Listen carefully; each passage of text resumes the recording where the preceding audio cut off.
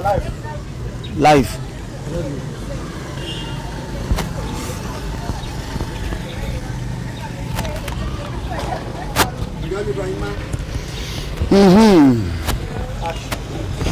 Yes. Abale miento mi pomo na nyo mi la fille mi le SEGBE pharmacie de SEGBE Emilia comme toutes les filles à la Kom Zozo correctement mais il y a comme que wa dableri chofire à quoi chofire il veut débli américain débli chinois nya Africa débli zamila Africa débli zamila dana koma todu nyina kon tonto wontone du quoi à sende goma anyabe du kon ngatepe nengi mablowa de kaze se sera me voler le via wala comme yala do vare takon be yo ade pour me kia du kon no via allo modaja modajo elle prêt le printemps gajime OK grand manyanko we enye yola de rokonu OK allo va me voler la fille me manyanko we enye bajuma nyakao que Mouchika Gavi.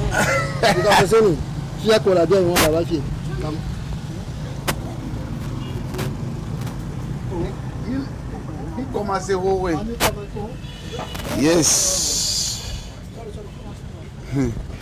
Commencez.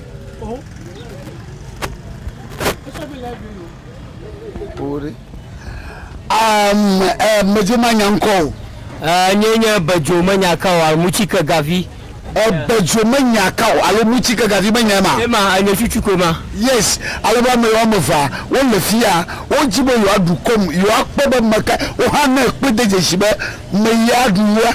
Na ye bejo ya adu awa, na ye adokomi la adu awa, wonto le fia vo. On le zozo papa. Me fana barekego, le chouchou, le correct ntodo.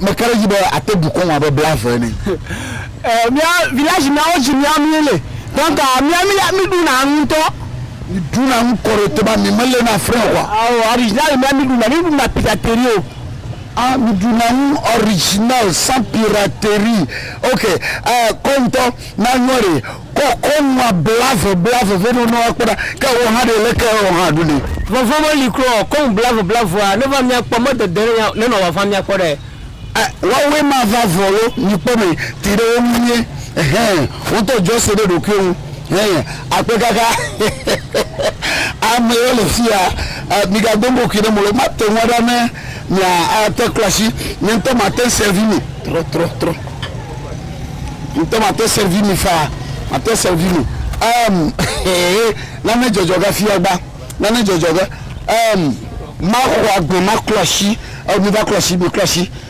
ma pora brandi nke jojoga nyasela npola nyakpe na mi be yo akpo wi tutu ji ma fia mo ndora mi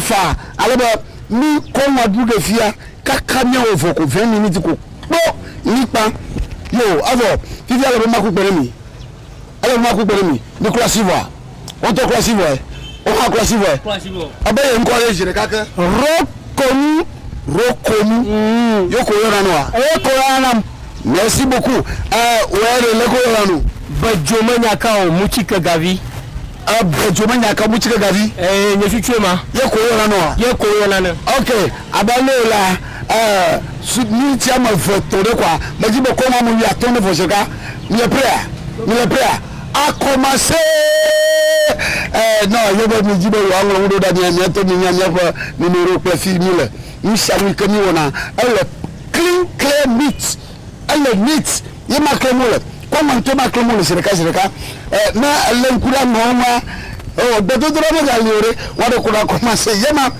adomla amagba to kan de cavaivo amevele akem ko le kokondi pe susube wonu fafa na jego mo kwa no kom zou ya no drum sege ya te fe ni le SEGBE ntonto jengo pharmacie SEGBE shereka pharmacie de SEGBE ebi jengo shereka direct aya boni la o commencer vo o jengo menyaba na no ho be ha edu na hu be sese eye ko nya ma edu na hu enema hojo efa ha ye nya dudu ale ya wala enwante aleti segbeti konwa dodu zozoto iko de ble agbero o twi dedi yinto ready oda black ble chulu anto chulu be sento ntorem Kanami atoduole enwole fia mille SEGBE ti ewo Kom Zozo chez auto Kom Zozo chez auto na jingwa ni le SEGBE fia na de moto ayo nya yo mepepo ni le fia fia alo vezama mole alo vema zama mole amol de cadre wala voler crise de ka de magie kaka bu mi chamo vote kwa asuso mi chamo ton na niapa kaka mi chamo ton kwa ka amuli ato ara iwo no be nya ndudu edu na hu ya dunia mo na po wase wanya be yedu na nko eyedu na kon atoju du na nko retoma ba my friend fie competition lo ya ki dodo po lo ya tadile Kanami omusawule never say auto a Kom Zozo li makarali akomuli apele kolikoli umoli pang na wonto ele prekwa na vakwa ni onya aduga se vivini aya bomala bobo dodo ni le bata fi vivi level ni le dodo yina ba male nwolo manye be na nonyi abe ifide avavo nyayo na be a akpomi atepe ase vivine kwa ni le Festado TV en English so Festado TV comme yedu ni le SEGBE po drum pharmacie SEGBE te pran kwenye Kom Zozo chez auto ti o mi lema yema aya bo mara ko waja mo oje chinono ewo mo na legbegbe ko wajo le Zozo papa jo okay amaro o mo nkemoro yin ko la mabo wite ejovo wite jovo 85 fi mi agbe yegba na mo igogo ma ye amo kele rashi o tamo buncho aya nele fi mi rahu pale o wajo kaba no ko bubu agbora yo ba ye tamo bumo le c'est Kom Zozo etilebo komali ebeseli etilebo komi ebeseli no kaka ovwa wonto na akwasi achuchu ashi kom blavra na yaro do vovro ma yakobo agbodo 2 minutes so 2 minutes nagbo okay komo mo ton ko yapoto no gbo pon pata no gbo pon pata yema nínú ngonu o ko gaju ya no po ma fi me no kan o mo ko gaju ko awo ko mo to Zozo papa blicho ko la yinja aja ni mabla na ko nda nyamu ni ala ni mabla na ko nda nyamu ni wona ko wa de blichuro me do wona hakora hadomblani da ko wi blibo wi eyo da ko kwa ale bo blere blichuro me kama na duma na se kongwe test lombe yema ti agbo mo le bibi le dia asu so mo fe wo dagbara fi oblichura mo moyi no nya bere na jojo mo se gbe fia awre yema ko wante no du mo ga fu awu na fo mpe anya ba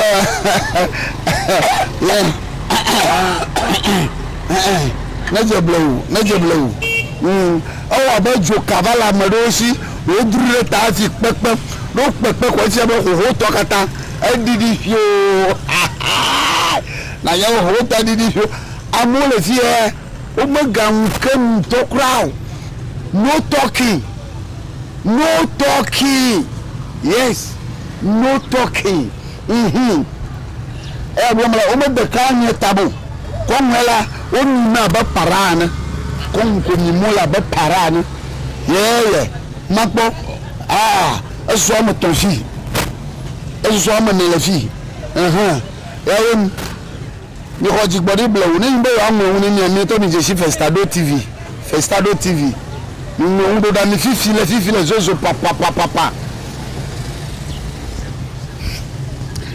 ni ndo da ni pata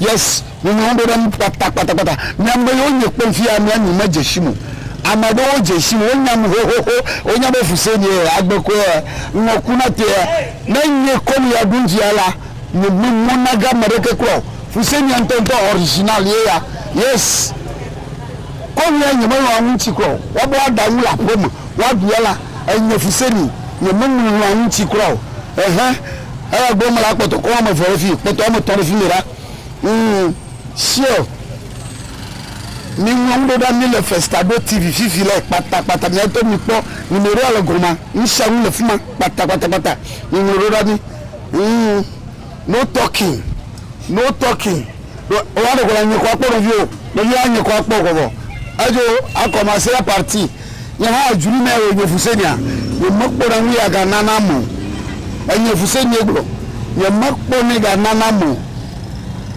elle va m'adouer kata sans toucher no talking comme brave ay ma mejemlo yin ko le fu evo koma OK ale bebe le ya ba tanye ne 100 francs jo tri ya ba tanye ne 100 francs Fousseni makpo ya da shinchia OK na no anyajo ni mele na frein là maduna kon maduna kle maduna wishan sans faute sans frein no break yes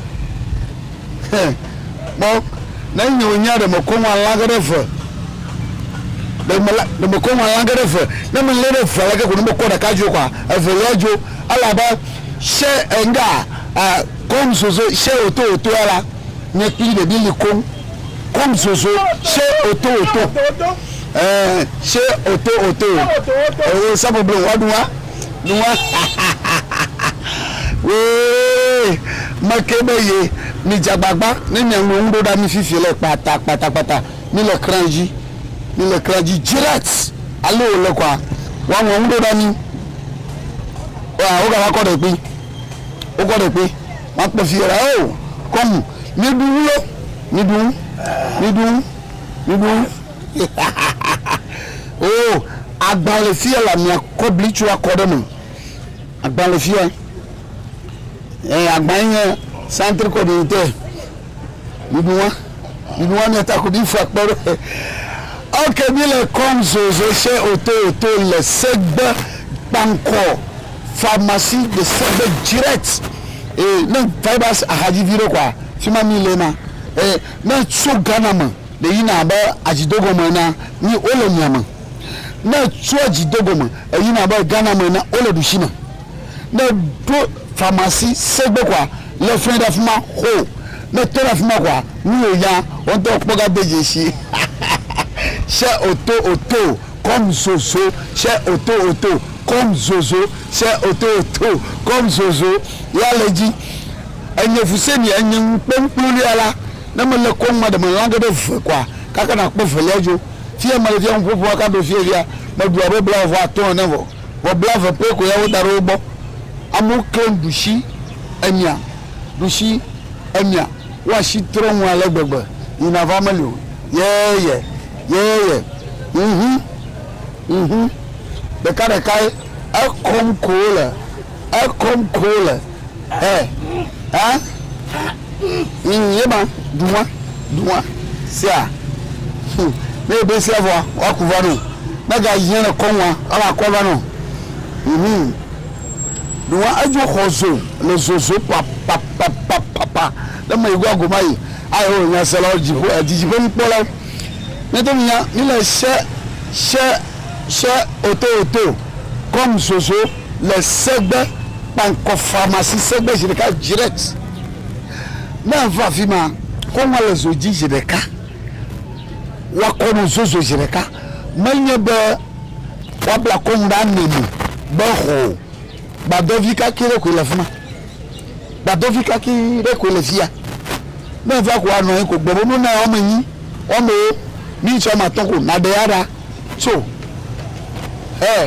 wo do edu na hu aha ara gbo mala anya be jiafo yo hu goma jiafo yo vo o hu reservoir ma hu mole reservoir ma hu mole amoma tembe jiafo to na di de goma jiafo to na di de goma o tro no yin amovu jiafo be na di de janyi yema na no tiko won do kio se auto le SEGBE ni le chef auto SEGBE banque pharmacie de SEGBE jireka direct qui est là comment les zozo jireka qui est les zozo comment les zozo jireka et allez ni pere nyento nyagbele yes faut le que pomero comment Jesu, elle est choco. Et Vivi va n'y mal à 7 ans. Mal à 7 ans. C'est parce que Vivi a mouru. Est-ce que vous oh, ah bon, on t'a mouru. Comment mouru? Grave, il m'a mouru. Eh, ne veux qu'on m'en mouru. Ne lui a dit, vous doit pas la masse à l'eau. Allô, le gars, le on n'écoute pas tout à l'aise propre. Merci beaucoup. Fousseni, le que wa pokonwaro alo mpo magalo. No me lo le bizia no po foto. Ya bande le bizia, ye mo ga kramu, ala ba mo dubo le busy. To ga mo ko ya commencer quoi. Mo ga mkemo. Abavien. Na bi a challenge nia gogo ni le che auto. Le SEGBE Kom Zozo Fimani Leema mi panko pharmacie de SEGBE jireka direct la ni chugo mo yongo mo de dio magan ho na gata mi le fia mi sami na be awa gogo mi yes koma jo hozo yo mo mbe do don na ko le bo amu me ni be ko wada kon diba ano to no ba Kom Zozo ne ya wa fanenya ko mara su briki pe le kanga na ji pe na ji ga poro ma gbenbo awo ti akonwa bobo le dodon le super le okay aloba le won to gun ha nya le yudu alo ayo du ma me vivi ma no ebi oh ile alo gbogbo wa ji wa du ya logbon ya amobo no yo le DJ mo ga fu awon le ke poko wan ro ya abe mo fu awon le ke poko awon le ke poko ro ebo ala ba ti ya le busy o mo ga fu awon very good yes aya gbonila all le busy fi ala gbegbe all le busy yes kon correct kon kanpe kon zozo kon vin kon mangement kon à partie kon sans toucher kon sans excuse yes ya nene kon ya tabasuma wore de bo parce que a hozo kwa enye Fousseni mak pokon ya da shinja ojo le zozo papa tada hozo apa elle bien comme ayado le domono gaz le gaz de potole mato rempli te pe e ma mo le gaz do le dunia e do la do poto ya rempli te va alors ya ko kon wa do ayate bien le Kom Zozo CHEZ chez auto le sagbado pani majile SEGBE na tso gana ma yina da loma wala nyama na tso loma yina da gana ma SEGBE ko juana wala dushima na do SEGBE pharmacie kwa ton da fuma clé na ko dushima na tso loma yina da SEGBE ton da SEGBE juana ega ton da SEGBE pharmacie jireka clé na bien sebere ti kenye Kom Zozo ma da bien gore nenye ko le ko vote fe mai Yo, madame Nyanya. Nga bonjour. Ha. Ayi ga meyi wo. Na meyi. Poto mo ton refi, poto mo refi. Ya. Kom ayi. Ayi.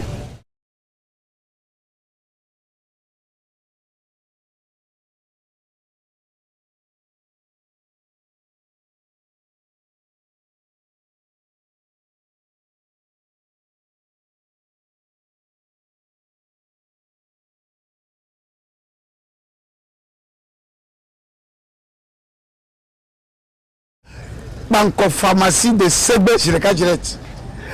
Ne va fima adu Kom Zozo. Ya yena va malongu. Apoto 4 minutes ne miakwa. 4 minutes. Na ayi ne suso nyento mahli. Parce que 25 économie. Na ayi ne suso na nyento mahli ame ne duwa. Donc viens. Na pewa makela duwa ha. Mdo da mi Jireka direct. Ni omi evia. Mi chama tombo ngbe ko mi meo. Le wunto boba meya laduawu egewe laduawu a etavi chuki laduawu a amuro da mi muro da mi Jireka direct be tavi chuki laduawu egewe laduawu yo egewe anyanyu lo ba rasta va chonk mune yo blada rezo demo amaganya anya bada ne gele ngwa yo te ya dusubo eta abege okatajo yes yema ema siton wa mo pobere est-ce que doga potoro ngama ha ya nga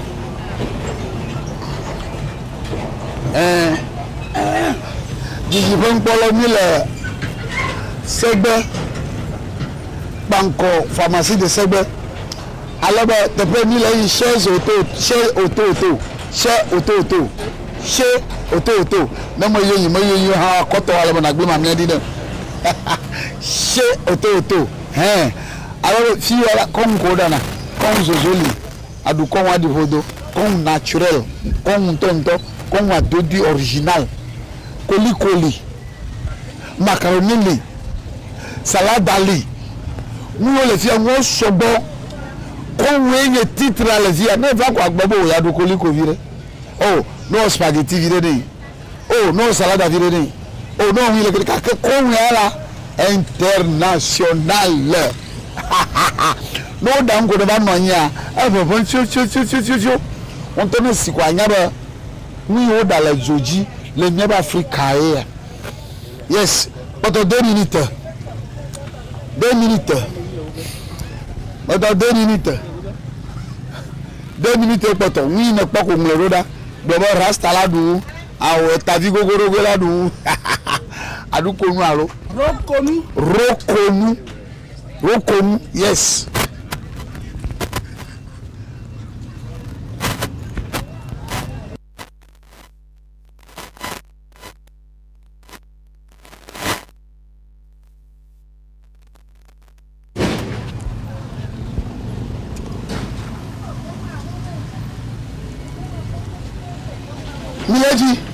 Mileji cho na kuma ingo do vile ga tobo magora ayi blibo abeni yundu mai mega fo anwo leke ayi ma aha poto mi chireka ni awunu maga wunyo gbode ya ma ba me dala mafu anwo na yeba anwa duma mafu anwo eta aluzuwo wo sport vide to bova yes le peuple de vie tu cuira adu kom 18 adu kom 18 pour de vie tu cuira adu 18 wow yema okay ajiji pon polo abale mi to bi pomo na nya to pe mi le se auto le SEGBE jongo mi panko pharmacie de SEGBE Jireka direct na eji Kom Zozo adodia moto kom wika oda original benye be nde ke chovo de na ne ke chovo akpavio lavio ha o so tomo direct o to Zozo papa de comme to frigo mo de comme to frigidaire mo le nya gbofia nya papa yes Yo, akpere na mi ya se mi enko wa. Kan nya Aisha ba. Akpoto Kom tonto me jibe no aba apon na mi achi. Evo e maga jojo do fira. Kom to jimala. Ba no aba apon na mi achi vo. E maga jojo do fira. Yo, begin nyepa. Mele ka ka ko wason. Mele ka ka son. Okay. Klashi. Wa klashi. Makala kai. Klashi. Mele ka ko ka son. Okay. Nezero bale mi pona.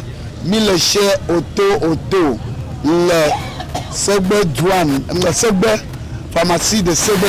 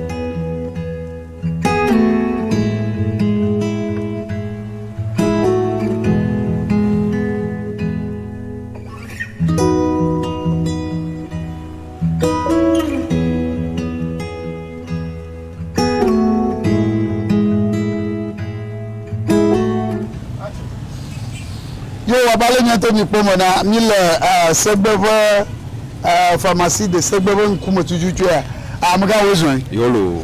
Mre kukuma nyango we. Yon pobe oto. Ah, won to boye oto ah. Wow. Comme de ko mi wona la fia. Nous si à nous on est soit filé Soussoudé les mi assimilé ivoire. Toto dit ami so comme so te dit. Ok. Ok. Ndo gali kokbia.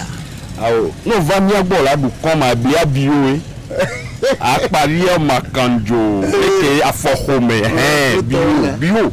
Et pe muso apu divo e ko le wola ho emi les ans. Omoko. Ne ma lenkure nwa ni bu comme le fia subon. O koko nwa ba 45 mois 23 mois. Comme tu le mama ba jibo wonto na pe me kai buja. Wonto ina ba pe na ba. Na pe tu me no duja anamanya na ga kpo mo nkume kwa o. Kle tu. Okay. Npo be wa me ve o wa fun. O wa fun to. Wa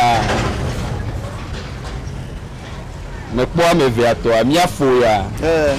E to a educhi. Edusubo ya. Oh, ni pas bere. Rasta cha ehoro. Rasta ehoro. Ehoro fi oglo. Do yan mo fe to re ko wi. Allo madam. Oh, do po tun vitikure po. Nyawa. E kare pe po so to. Agbe kaka e oduji a o ko nana to kede ko ba ni. Ebi a. Do le ba ni ne ko veni wa fi mi apo ni chuchu yen. Yes. Oui. O da wa ni apo e dunya nya ba wa eduji e. Yeah. Oto. Pe ko mu da fa nya bubure na le fiere. Anyanwe be wu ntonto bubure va. Enu adodi o bo makanjo pe to woli. Aha, o me pri akpe kan na ge ni le nya fuga ya. Very good. Adlo kone. Very good. Yo mi da pe kaka. Yo owo odo. Bon. Oto. Oui. Abale na po wo mo fa na. Wo mo fa ko wona. Ajoji na. Roi de bouffe. Roi de la bouffe.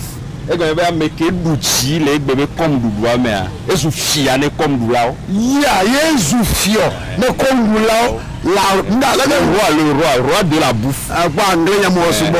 Ya francophone on veut dire. The chief of mangement. Voix spécialement comme du la. Le Festado TV bon. Ko akpe kaka yo no na ga regio kana na ngududu. Yo akpe kaka yo yesela ba le nyato ni poma na agba mi pokondu lo womega alo me kan du subo wa yenyi alo do ode woni eye ko pri han e maleshi amene le felio ne yenyi afo nyaga nyanko ke rokonu yeko yoda no simple yeko yoda nyanya amaka nyanya nko yeye bajo manya kao muchika gavi muchika gavi ka nenyi ga semya nko wa nyanya ba ai saba kenya me na hanwa nko yen Fousseni mi yon pe ko Fousseni alo agbeko ai saba nyaga dogo